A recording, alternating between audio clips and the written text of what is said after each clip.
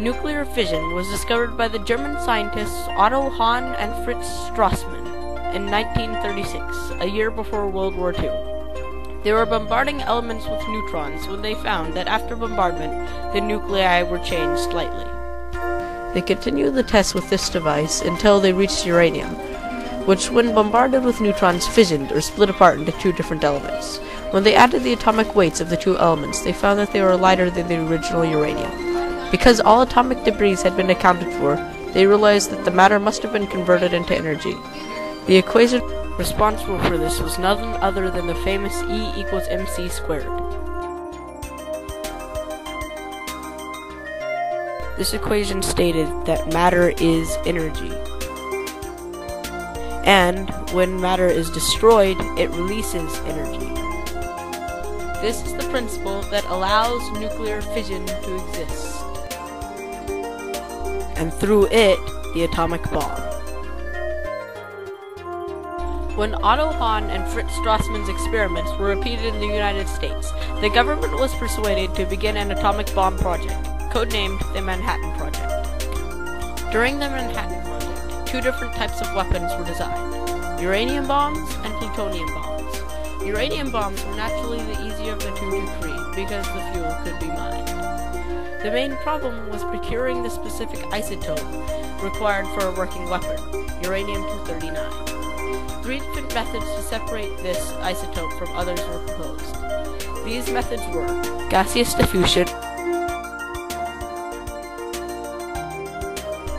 thermal diffusion, and electromagnetic separation. Originally, these three methods were used in tandem, but it was then found that the process was most efficient when thermal diffusion products were enriched by gaseous diffusion, and then by electromagnetic separation to produce the needed weapons-grade uranium. All enriched uranium was then assembled into a gun-type weapon, which was essentially a very long bomb containing two subcritical uranium masses. These masses, when launched toward each other, formed a critical mass and ignited the bomb. There was too little uranium for a test, however, and the bomb was built without one. This bomb, because of its size, was dubbed Little Boy.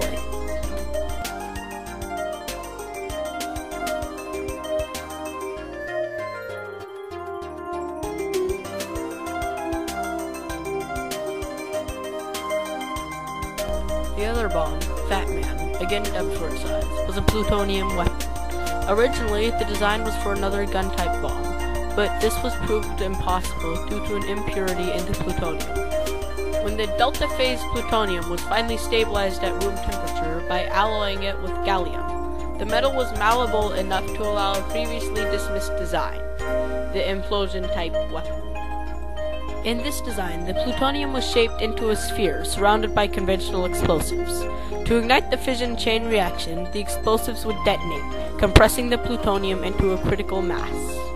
Two different methods for enriching plutonium were found.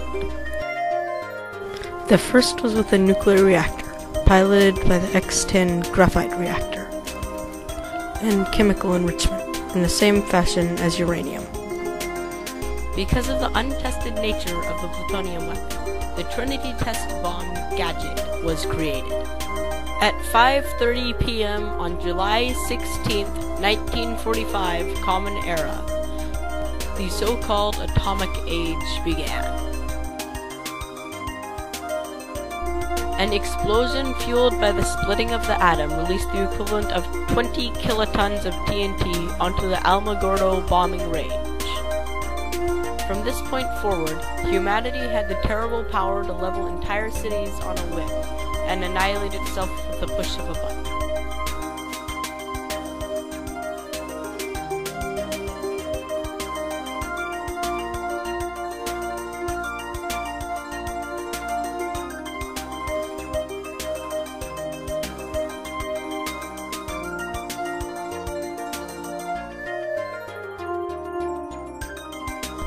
Only a short time later, this power annihilated the cities of Hiroshima and Nagasaki, ending the Second World War.